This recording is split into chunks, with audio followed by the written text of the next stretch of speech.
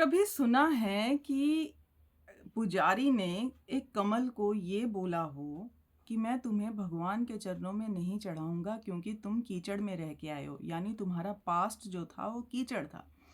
तो मैं तुम्हें परमात्मा के चरणों में नहीं चढ़ाऊंगा। कभी सुना है क्या? कभी भी नहीं सुना। कमल को तोड़ के धो के ईश्वर के चरणों में चढ़ा दिया जाता है क्योंकि वो ईश्वर को बहुत प्रिय है। कभी इसके पीछे का थोड़ा सा इसे गहराई से समझिएगा।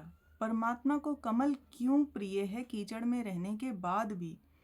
क्योंकि उसने कीचड़ वाले माहौल के अगेंस्ट खिलने और रेजिस्ट करने, यानी अपने अंदर कीचड़ एब्जॉर्ब ना करने की क्वालिटी को अपना रखा है। यही वजह है कि जब वो पेशेंस के साथ उस कीचड़ में पनपता है तो पूजनीय होता है। मेरे पास कई बार ये सवाल आता है या कई बार ये शिकायतें आती हैं कि जब हम आगे बढ़ना चाह रहे हैं तो लोग हमें पास्ट की बातों का ताना देते हैं। कहाँ थे तुम? कितना गंदा हुआ था, कितना गलत हुआ था, ये हुआ था, वो हुआ था। पास्ट के भर भर के ट्रॉमास।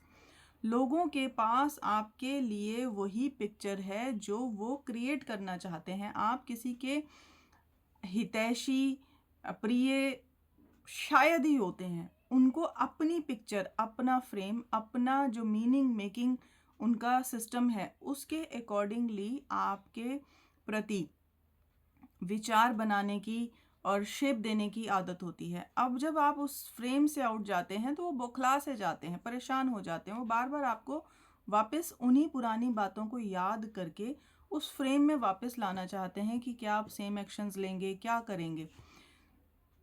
तो अपने आप को, जब आप ये वाली बात को सोच रहे हैं कि मेरा पास्ट खराब था, मेरे पास्ट में ट्रॉमा था, मेरे पास्ट में कुछ गलत हुआ था, तो एक बात को याद रखिएगा फ्रेंड्स, कि हर संत का एक पास्ट होता है और हर गुनहगार का एक भविष्य होता है। ठीक है? तो जो हो गया सो हो गया, आप उसे वहीं पर छोड़ें। लोगों से सर्टिफिकेट लेने की इच्छा ना रखें। अपने आप को उस क्वालिटी का बनाएं कि आप उस कीचड़ में रहकर भी खिल सकें, यानी अपनी प्रोग्रेस पे काम कर सकें। और वो वाली जो कीचड़ वाली क्वालिटीज़ हैं, यानी जो आपके एटमॉस्फेयर में इस टाइम भरी पड़ी है, उससे आप रेजिस्ट करके अपनी पॉजिटिव क्वालिटीज़ को रेज कर सकें। आपका भविष्य आपका इंतज़ार कर रहा है। आपको परमात्मा प्यार करने के लिए तैयार बैठा है।